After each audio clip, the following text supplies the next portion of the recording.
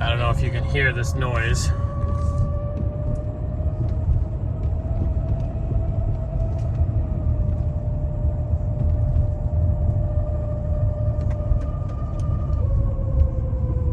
Welcome to the channel.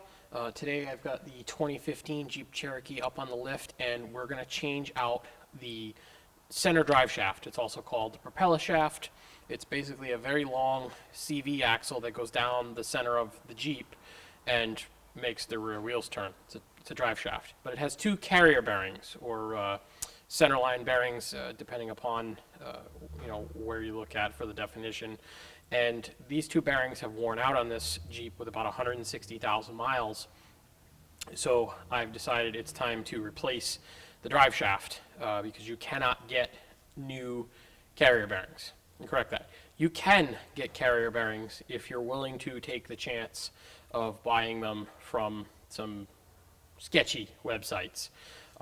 Nobody from a name brand manufacturer that I'm aware of, Moog, Dorman, even Chrysler themselves, you cannot get these parts. So you have to buy the entire drive shaft, unfortunately. Now, when I first started out looking at this, I went to O'Reilly's. They had a Dorman version, and they tried to order it and could not order it.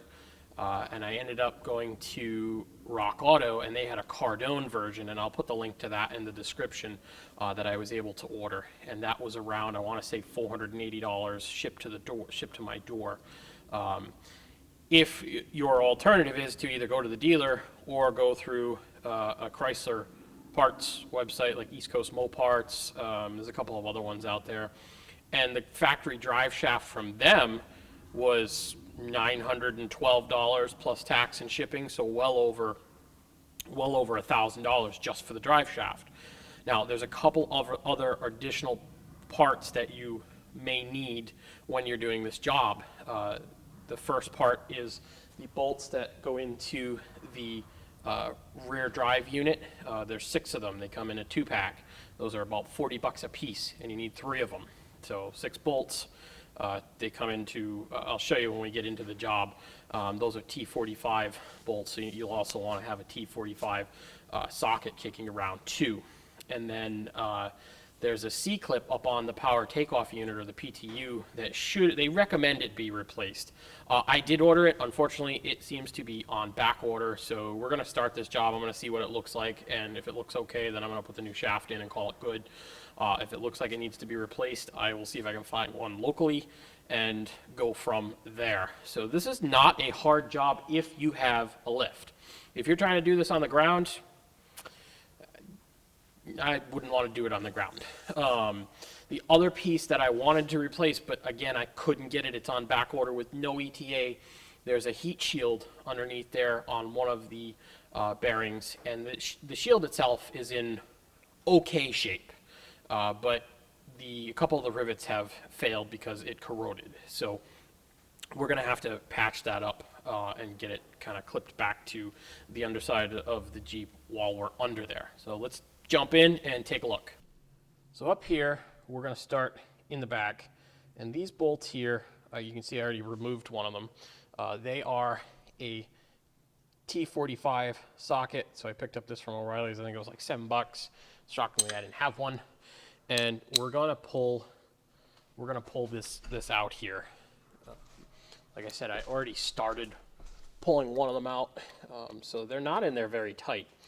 These bolts, like I said, these come in packs of 2. You need 3 packs, so a total of 6 bolts, and 3 of these, what they call washers or spacers. And there's a lot of Loctite on. Oh, there goes my ratchet. There's a lot of Loctite on these. Let me switch over to a different ratchet. This ratchet's apparently seen better days.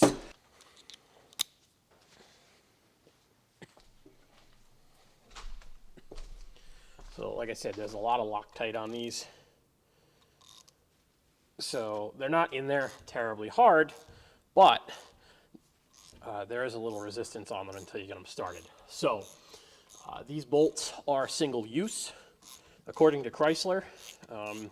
If you look at Rock Auto's description, they say to slap Loctite on it, which you probably could do. But if you read the All Data subscription for this Jeep. You can see, okay, so that's the pack of what it comes out there. They say if you put these bolts in and then wait longer than 10 minutes, you need to replace them. So they're obviously torque to yield of some sort.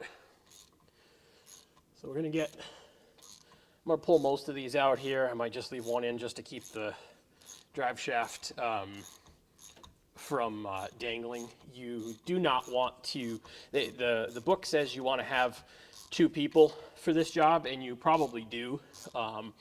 Right now I'm just working on removing it, and this drive shaft is shot, so I don't particularly care so much about it. So I may have an assistant help me put the new drive shaft back in so we don't ruin that. Because that would be the last thing you want to do, is ruin a brand new, very expensive drive shaft. And I'm hoping I don't have to take the exhaust out. I don't believe I do, from what I have looked.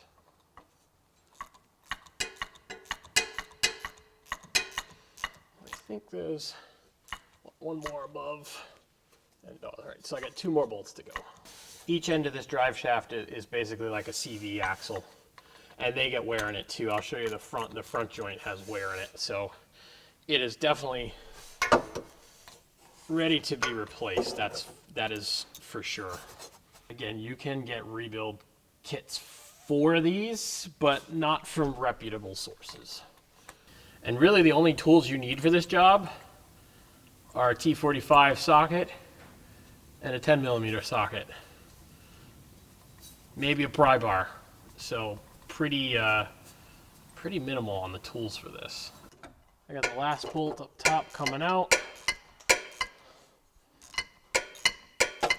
And then we'll move over, we'll support the back half of this, and we'll work on getting the other bolts out. And you'll see this is wet. I sprayed some PB Blaster on it just to help separate it. Now that we got these bolts out here, let's see if this is loose. It's probably not. My guess is I'm going to have to put a bar in there and break it loose. We'll deal with that after. Let's move over and get these bolts out for the carrier bearings. I just supported the back half of the drive shaft with a jack stand, and that way, if it does drop, it doesn't go far. We're gonna try and pull these, hoping these go without too much fuss. These are 10mm here. Again, these bolts were on back order, so I sprayed these with PB Blaster beforehand.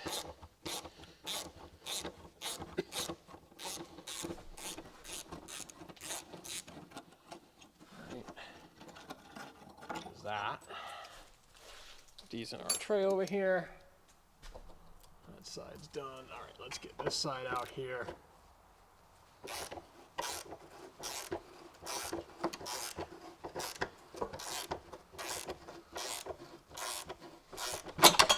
Oops, slipped off.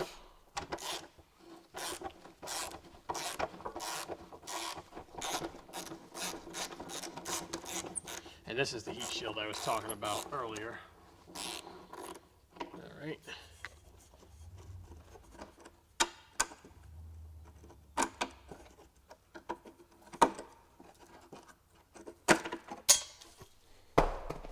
There's that one. All right, so one bearing is undone. We're going to move back here and do the front one. Now this one comes out.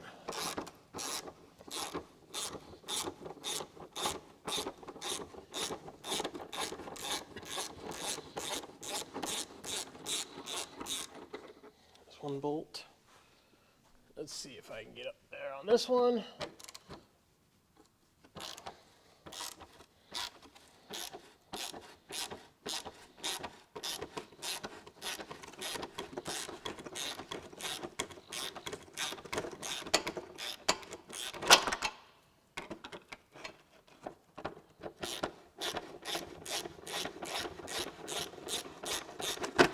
There we go, there's both of them out. Let's see if we can get get my heat shield out of the way.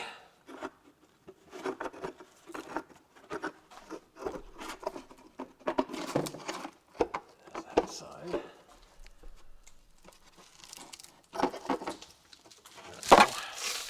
Wow. That was a lot of crap that fell out. Okay. So now we got to pop that front joint out and pop this back joint out. I'm probably going to move another jack stand over here just to keep it from bending. Like I said, you don't want to do this drive shaft is shot, so I don't really much care about it. But if this was the new drive shaft, you probably want to have a second set of hands putting this in. And you can see this is, I mean, it's not as bad as I thought it was going to be. That's for sure. Oh, that one's real bindy. All right, I'll show you when I get it out. Getting this out is a little tricky because it's been in there so long. So all I did was there's a couple little notches in there, and so I just took my screwdriver, and you can work it back and forth. And once you get the gap big enough, you can then use your pry bar like that. There we go. All right, so that half is loose. That's actually not quite as bad as I was expecting it to be. Okay, so I've got it propped up on the jack stand here. We've got to go down the other end and pull it off the PTU. On this side here, there is a like a C-clip in here. There's a trick to getting it off. I got to figure that out.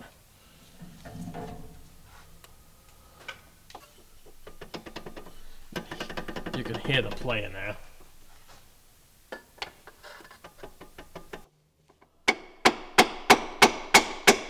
There we go. Popped it right off. So I just took, through the front here, I just took my long pry bar and I tapped it, and I'll show you the C-clip here in a second. There we go. All right. Well, it was a lot easier than I thought it was going to be. All right, let's get this out. This thing's not super heavy. It's just very long. All right. There we go. Now it's out. Up here, this is the PTU, the power takeoff unit, and you can see there is a C-clip right on the end there. I don't know if you can see it on the back side there. You can see it's right there by the end, and then there's a seal. So to get that off, I just tapped on the unit and it came out. All right, so I got the drive shaft out here, and you can see this is the rear section, and this right here, if we pick it up,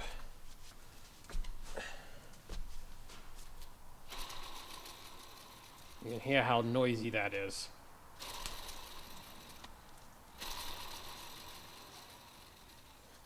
This front bearing is not quite as bad. It's a little noisy, not terrible. And then again, this is the old drive shaft, so I'm not really overly concerned about articulating it in a way that might hurt it, because it's going to go in the garbage. You can see there's a lot more play in the joint here than in the old one. Oh, excuse me, in the new one. Not as bad as I thought it was. And then back here, there's some play there too. So go grab the new one and take a look at it. So here's my new Cardone unit, and you can see, step back a little bit. This is much stiffer up here, and you can see the bearings don't have the play in them that the old one does. I can't even spin it all the way. It's nice and stiff. So we'll cut off the protective covering that they want you to cut off and work to get this into the Jeep. I got the drive shaft back in. I did it off camera. I apologize. I couldn't get it.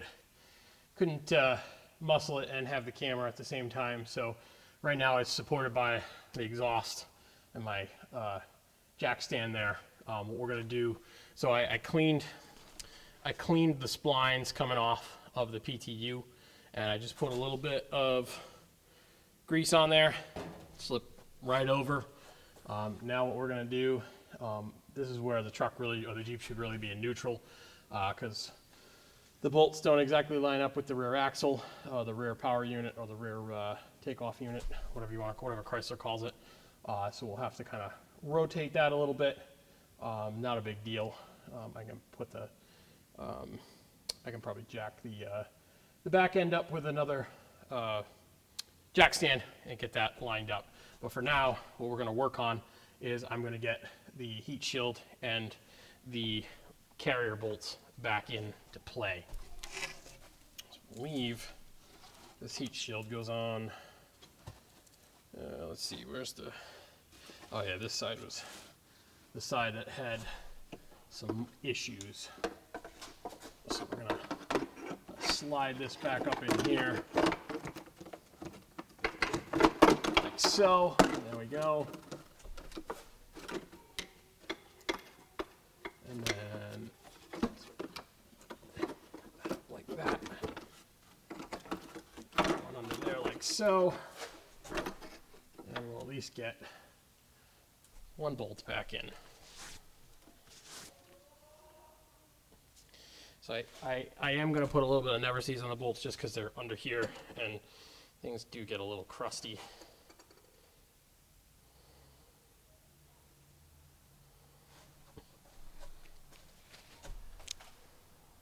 Just go through there like that.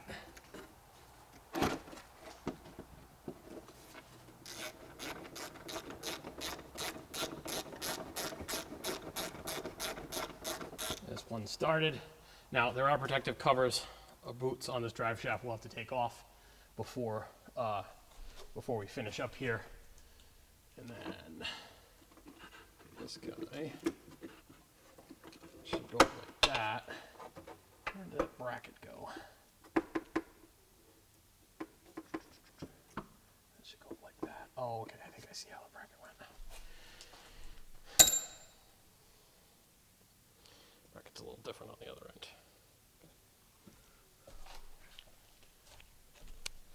Get this side lined up here.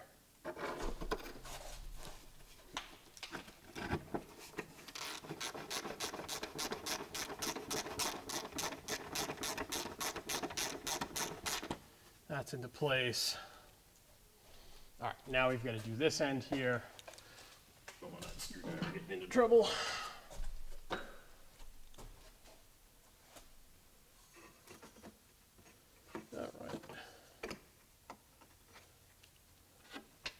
And it's important to note that the brackets go over the carrier bearing for the heat shield. So get that one in, tacked in place here.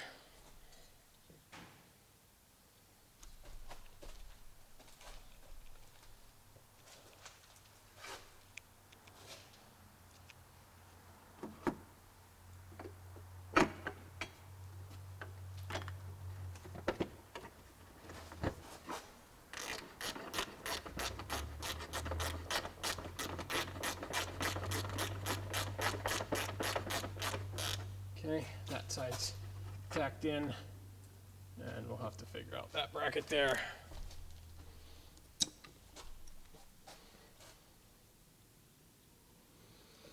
I'll put a bolt or something through that after, just to hold the heat shield in place.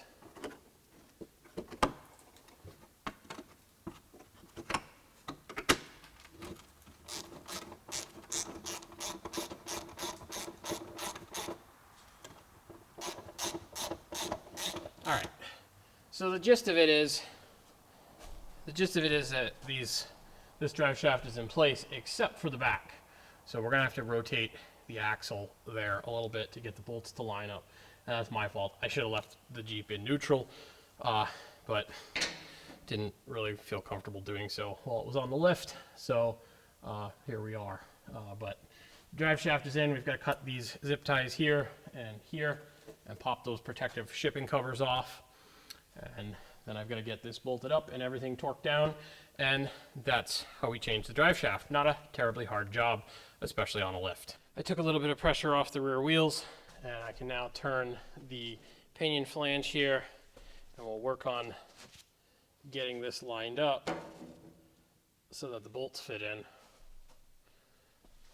So that's pretty darn close right where it is.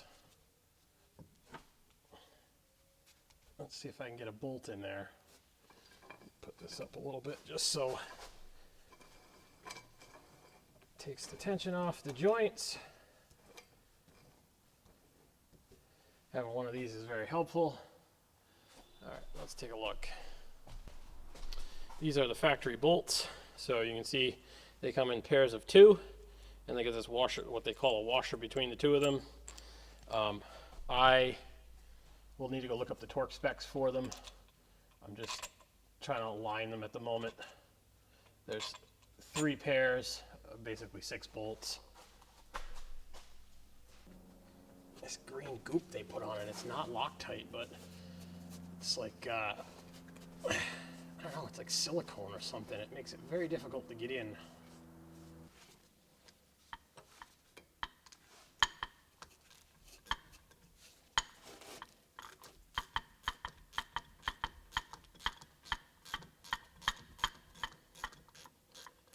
Okay, there's 2 started.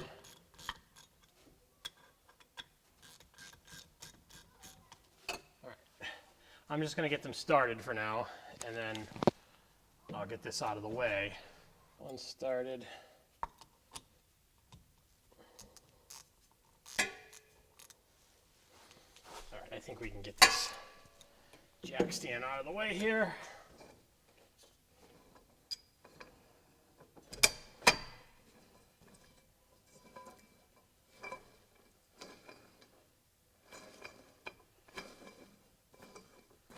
Things a little easier without this in play.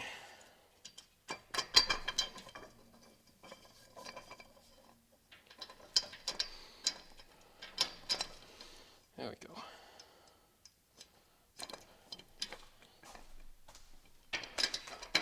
That's out of the way. Okay. Now I can come back to this bolt here.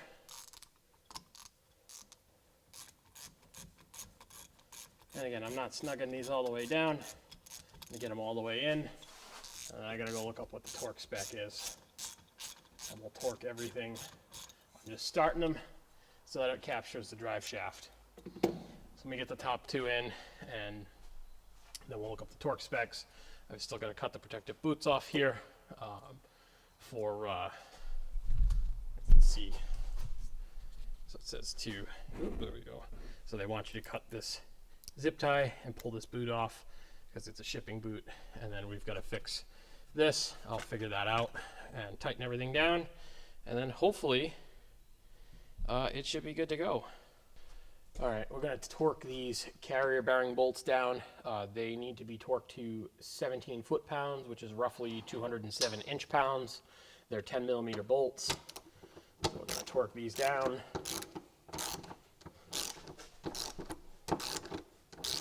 Which is really just snug, it's not.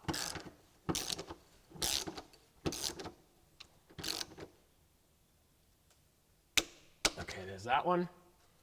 And let's get on this guy here.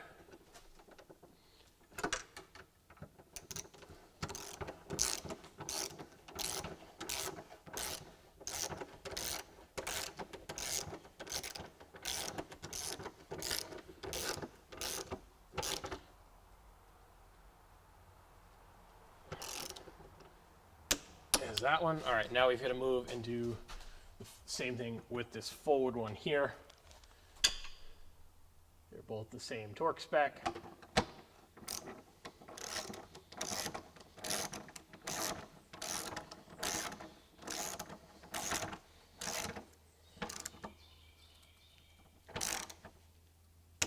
There's that one. And of course it kept my socket.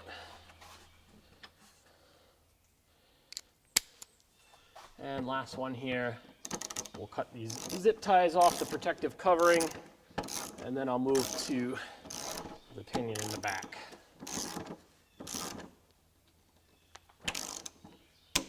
There we go. All right. So basically from here forward, here back is all set. We've got to snip these protective coverings off here.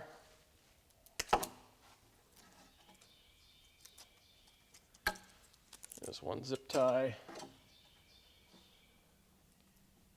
There's one covering there. So there's that. And I'm going to do one right here.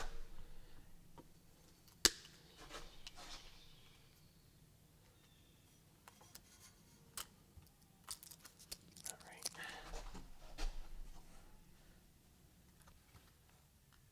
There we go.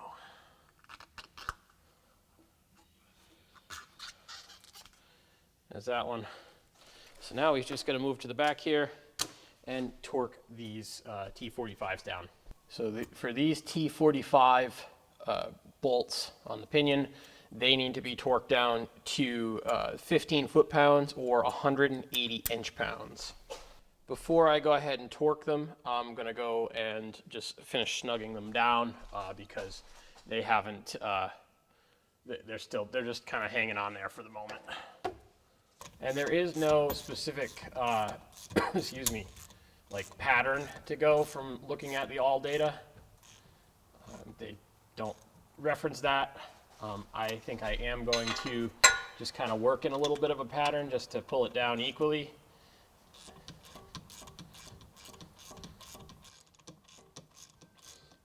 And then we'll be able to put the torque wrench on it and tighten it up. Then we should be able to take it for a ride and see how quiet it is. Or isn't, if there's something else wrong with it. Pretty sure this is, I mean, I've done a lot of work on this Jeep already.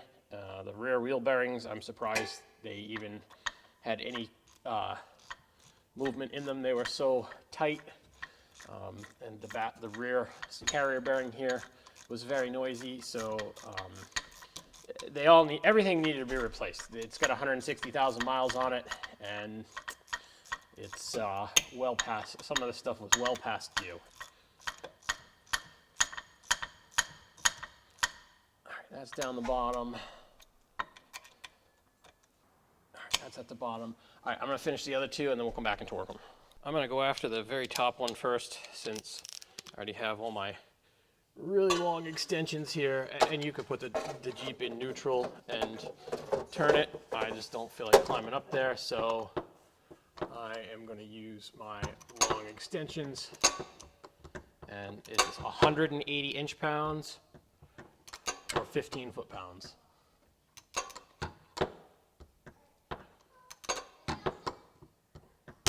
There we go, there's that one. Move over and do the other hard to reach one.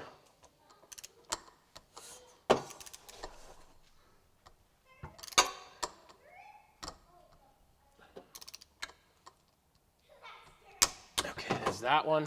All right, now we can switch over here, take all these extensions off.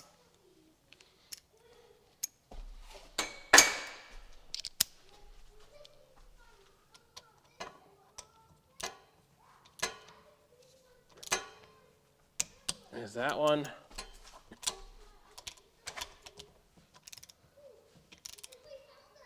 There's that one.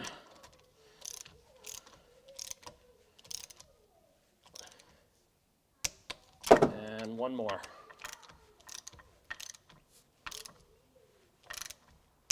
There we go. All right. So all 6 of these bolts are now torqued down. The carrier bearing bolts are torqued down. The only thing left that I got to do, and I'll probably do it off camera, is I got to fix that heat shield. and then we can clean up and should be able to take it for a ride, and hopefully it is far less noisy than it was before.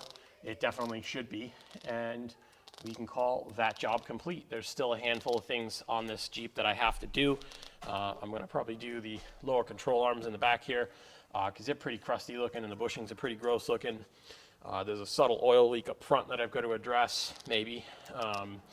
And I think that should make this pretty much ready to go to put back into service. So if you guys like the video, like and subscribe below. Want to know something about the Jeep, want to know something about the channel, leave me a comment below, and I'll see you in the next video.